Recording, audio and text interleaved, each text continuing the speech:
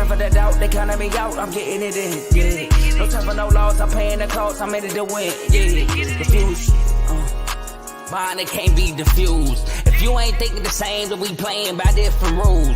You can't see the vision, we living at different views. Until we complete the mission, keep getting up, never snooze. I walked a mile in my shoes, had the mind of a fool, chasing diamonds and jewels. Trust me, I was confused. Started minding my business and used my mind as a tool. Ended up finding my purpose and found the time to get to it. They told me I couldn't do it, they told me I couldn't make it. They sold it, could never break it. That's sadly mistaken. I need a piece of the pie, I want it so bad I can taste it. They told me like told me, keep on running toes, they gon' take them. Used to lose, built to win, applied myself, I felt it in. No time for the doubt, they counted me out, I'm getting it in, yeah. No time for no loss, I pay for the cost, I'm winning to win, yeah. Refuse to lose, I'm built to win, applied myself.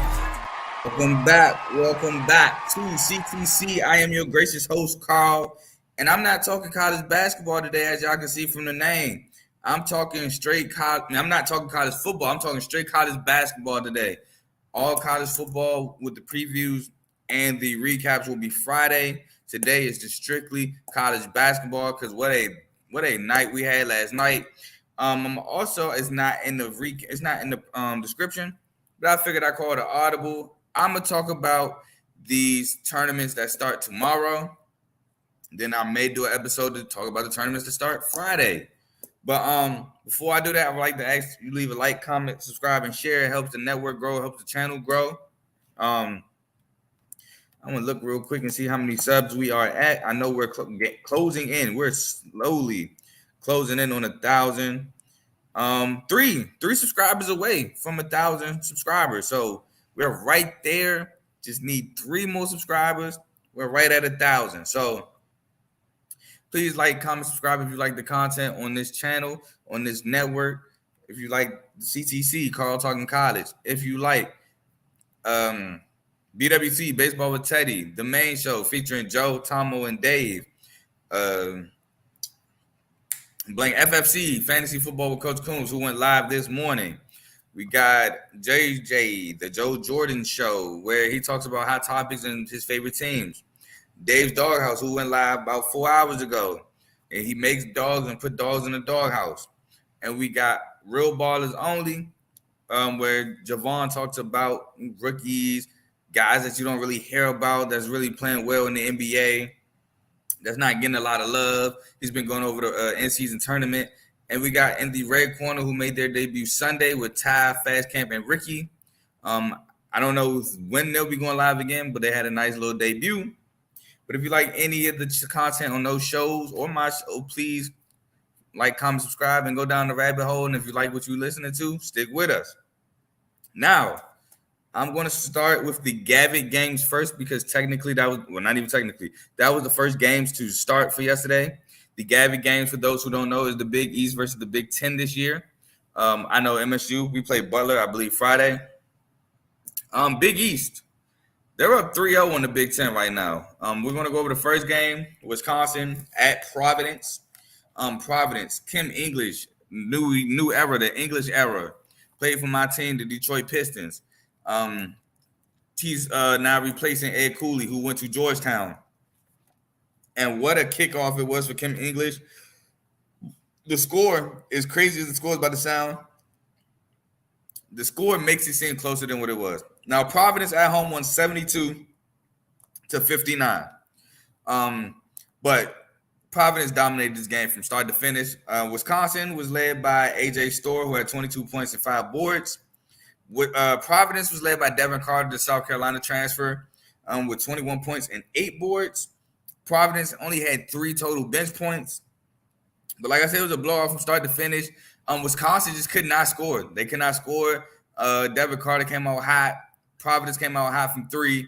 Wisconsin is not really known for scoring. They're known for defense. So it sucks for the Wisconsin team that Providence came out hot at home because they couldn't do nothing with them. I really don't have too much to say about this game. Like I said, it was a blowout.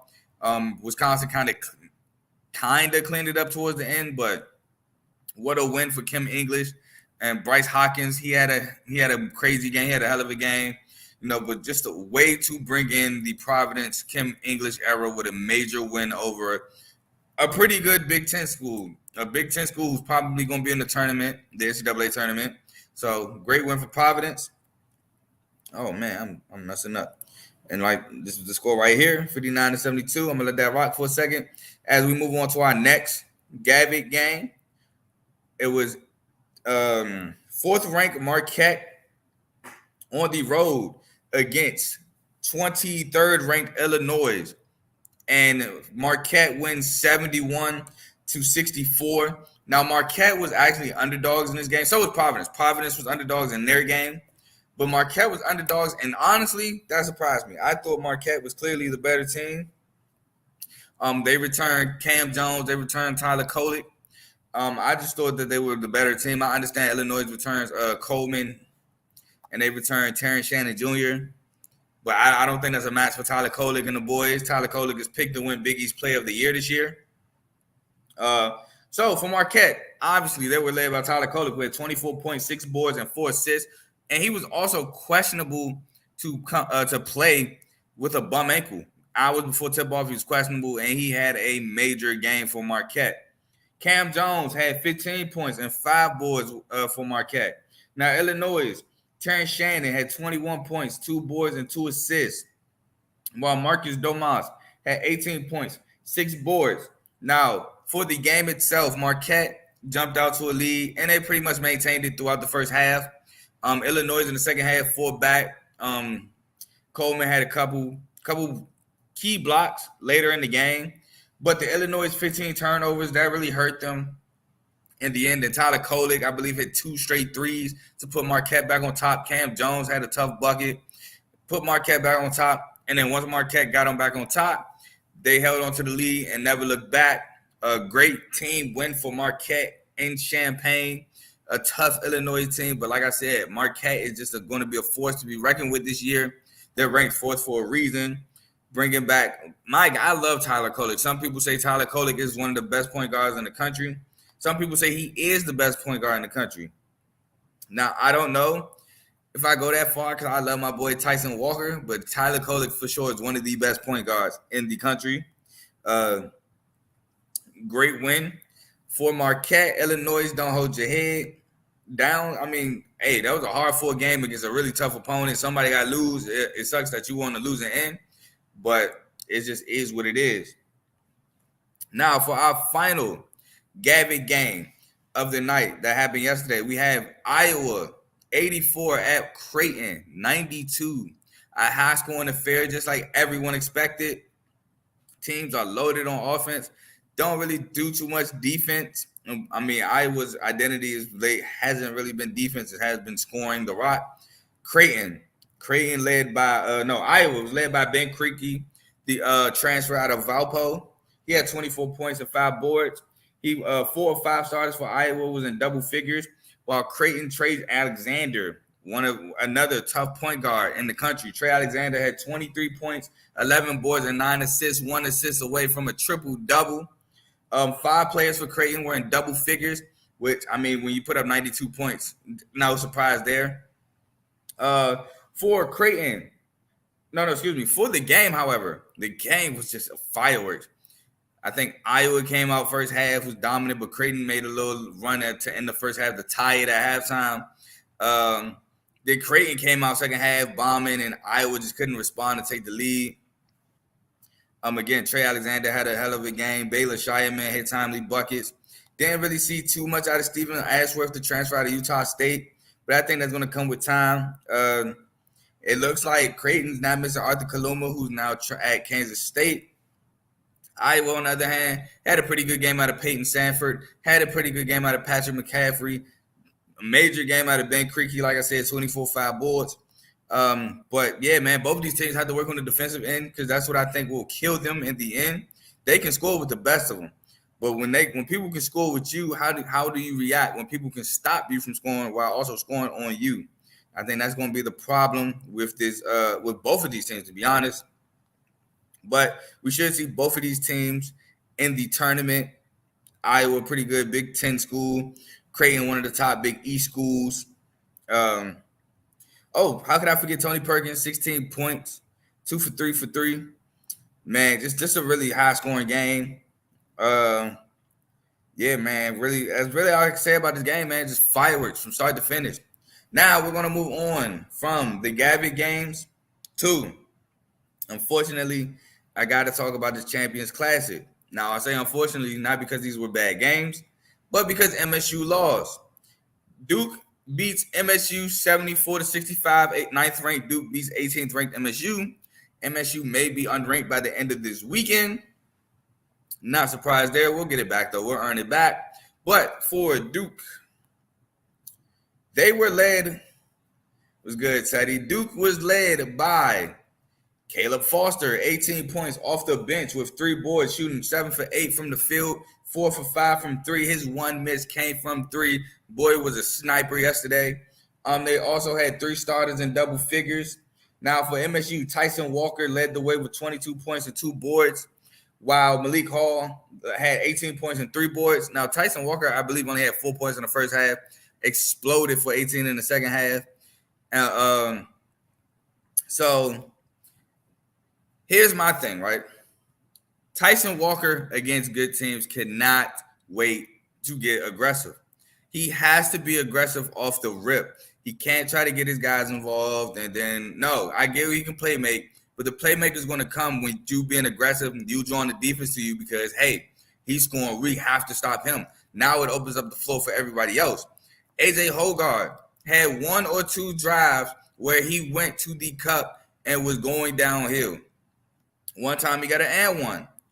Didn't see it for the rest of the game. AJ Hogarth was not aggressive. He was not attacking, and I said it. He has to be aggressive for us to have a chance. Now, Malik Hall was actually hitting some shots yesterday. He just got into foul trouble early in the first half. Got a stupid foul to get his second foul to be in foul trouble. It hurt MSU. Now, on the other side for Duke, Tyrese Proctor did a really good job facilitating scoring when he needed to. Jeremy Roach, I didn't really see too much out of Jeremy Roach. I mean, he got a tough bucket real late, cooked AJ Hogarth, but other than that, Jeremy Roach wasn't really going crazy like I thought he was. Like I said, Caleb Foster hit the timely buckets. Caleb Foster had a really good game. He responded well coming off the bench.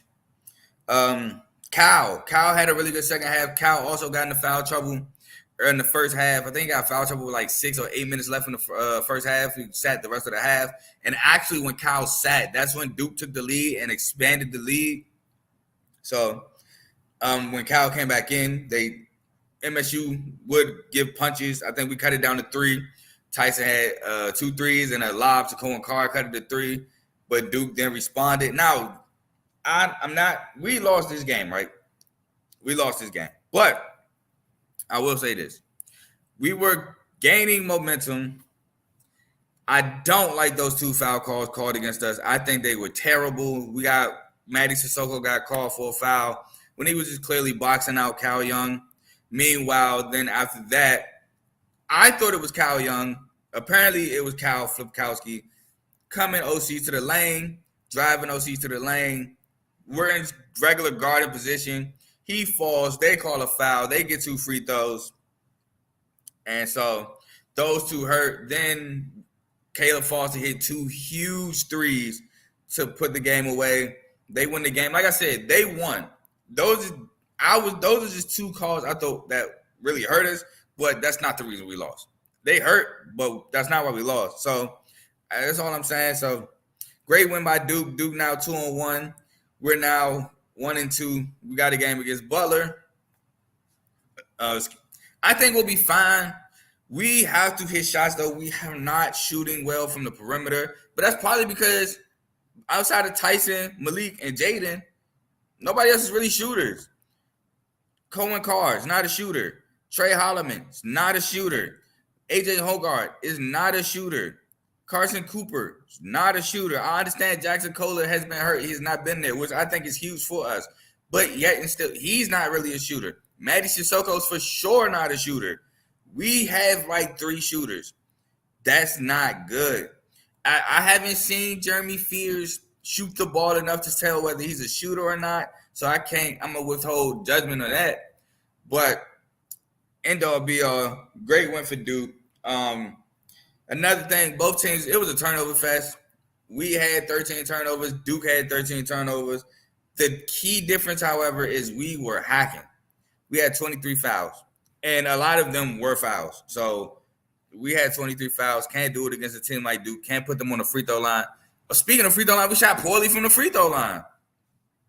It was at one point we was 0 for 3, and including Tyson. Like we just, I don't know what it is right now. I don't know if it was the early. I'm gonna say flowers for lack of a better term.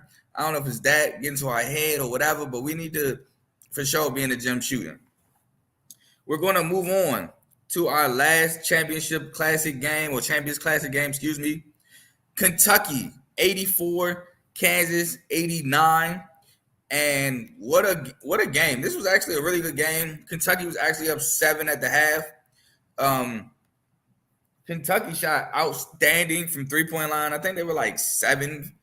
I think they hit like 7 in the first half. But, man, that man, Hunter Dickinson, they had no answers for Hunter Dickinson.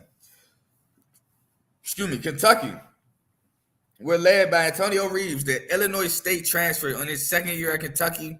Remember, he had them issues where, he's back at Illinois State. No, he's back at Kentucky.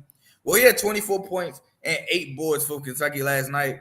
And then Rob Dillingham off the bench with 18 points, 4 for 5 from 3, 3 assists, but he did foul out late in the game. On the other side, we have for Kansas, Hunter Dickinson with 27 points and 21 rebounds. Yes, a 2020 game in a college basketball game.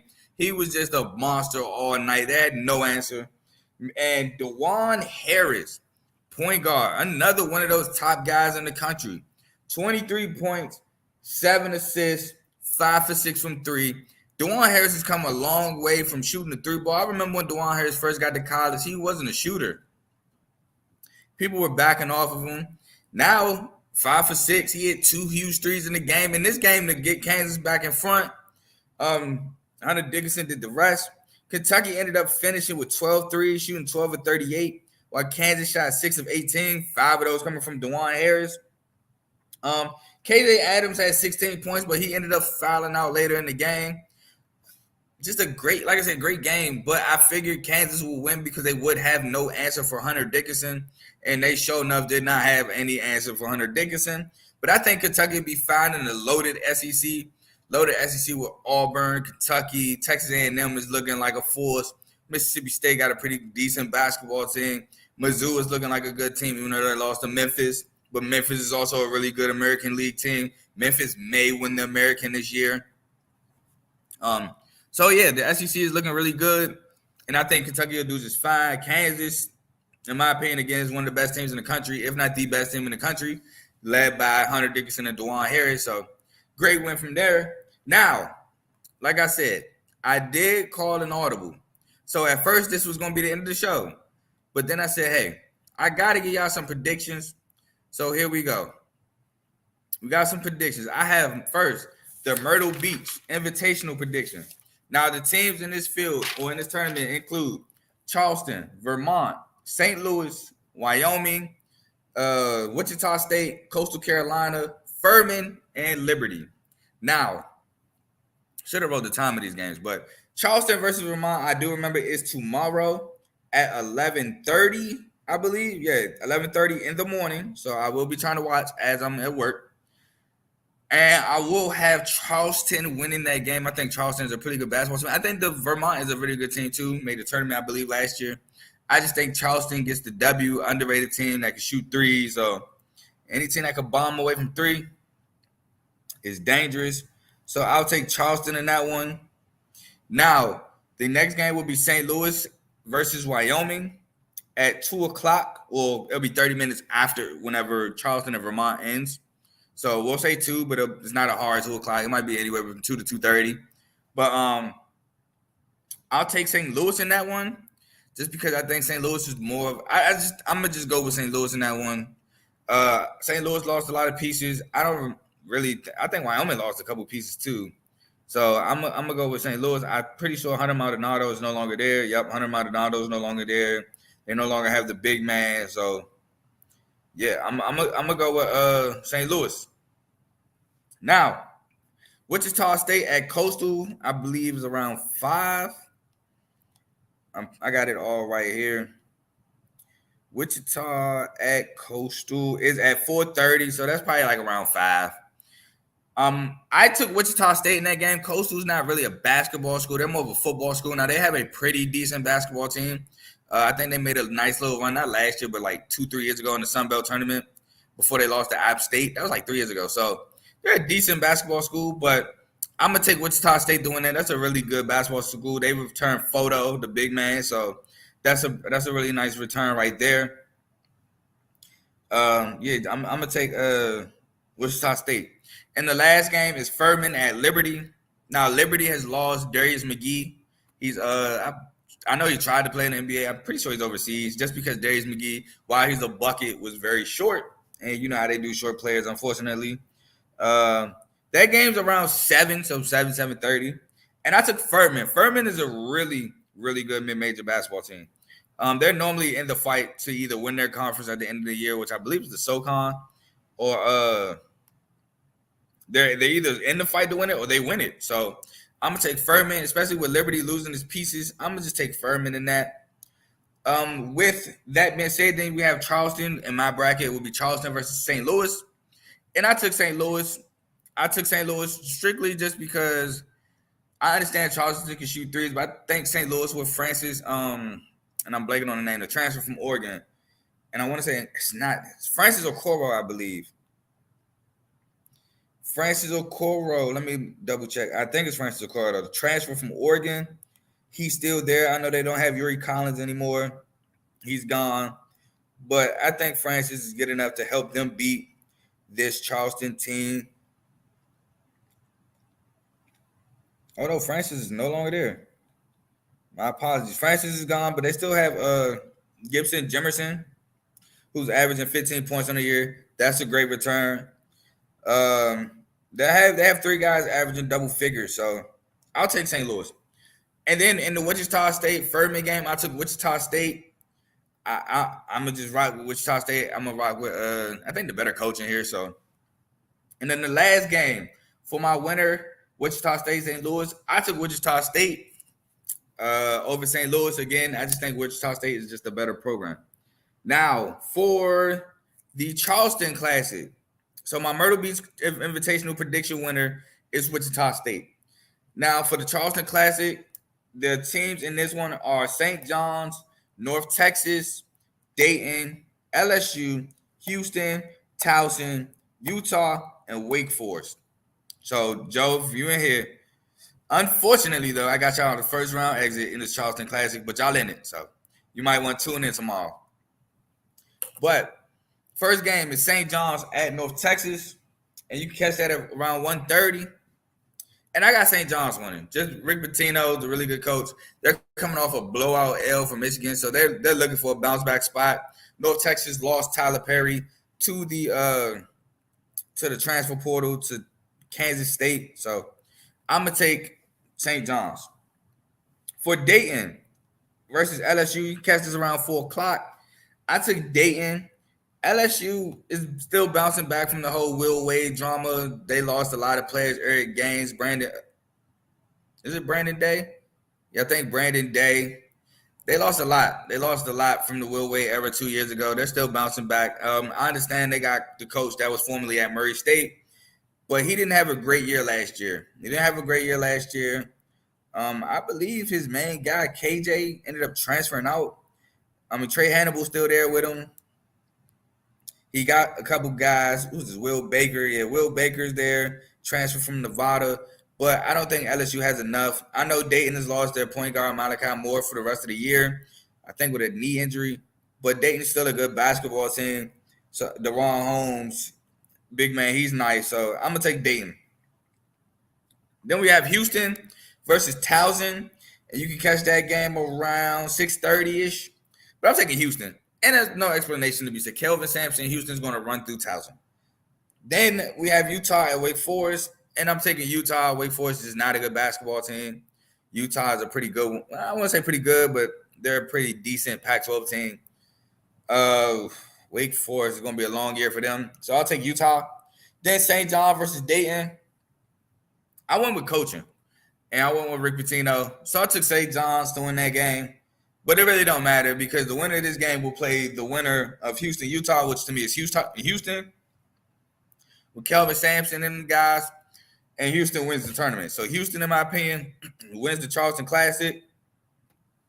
And the last tournament I got for y'all today is only a 14 tournament, 2-day tournament, starting tomorrow. Oklahoma State versus St. Bonner. You can catch that at 6:30. And I'm rolling with Oklahoma State. Mike Boynton, Avery Anderson. I believe Bryce Thompson is still there. Yeah, Bryce Thompson is still there. Oh, Avery Anderson is gone. I thought I seen him, but nope. But I still like Bryce Thompson, averaging 18 points, 2.5 boards, 2 assists. I know Boone is gone, but I like Mike Boynton a lot as a head coach. So give me Oklahoma State. But it don't matter because the winner would play the winner of Auburn Notre Dame, and give me Bruce Pearl, KD Johnson, and the Auburn Tigers to beat Notre Dame. Michael Shrewsbury, yes, he's at Notre Dame now, but Notre Dame is just not ready to compete with Auburn yet.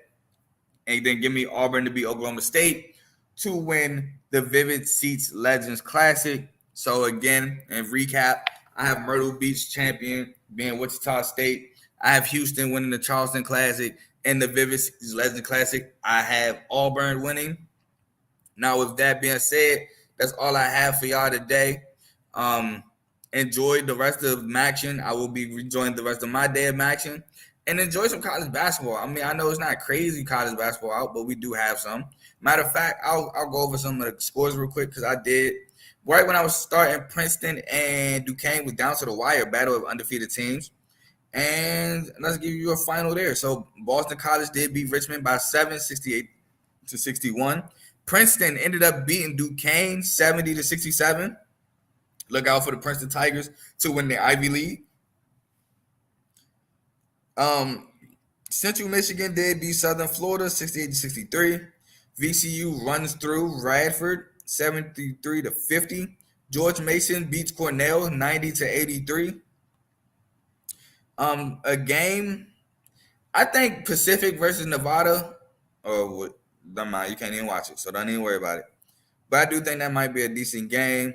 The only game that you can watch is really Northern Arizona, Seattle University. Now, if you want to watch a scorer, you can watch Seattle University for Cameron Tyson. He's a scorer. He can score all over the place. Yo, what up, Tomo? What up, my boy? Call me right at the end of the show. But Cameron Tyson can score for Seattle University. He can score from beyond the arc. He can shoot from mid-range. He can go to the cup. So if you want to watch a score, watch Seattle, watch Cameron Tyson. Not really too many games right now to watch. I mean, if you want to watch the rest of Georgetown Rutgers, Georgetown is down 32-36 at the half. Texas versus Rice. I think Texas may pull away. Oh, hold up.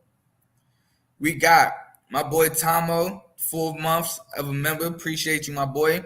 We all appreciate you here, even though you're on the main show, so you're gonna be saying what I'm saying too.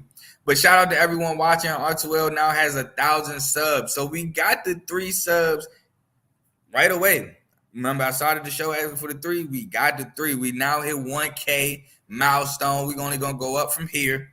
But shout out you, Tomo, for all the hard work you, Joe, and Dave have done since making the main show a thing and giving us a chance for our shows as well. I'm gonna leave that up. Oops. But yeah, I really don't see any other games tonight besides action. So I guess enjoy some NBA. But that's all I got for y'all today. I will maybe be back tomorrow, no promises, but I will for sure be back Friday to go over your weekday recaps and your weekend previews. With that being said, though, I am out. Peace.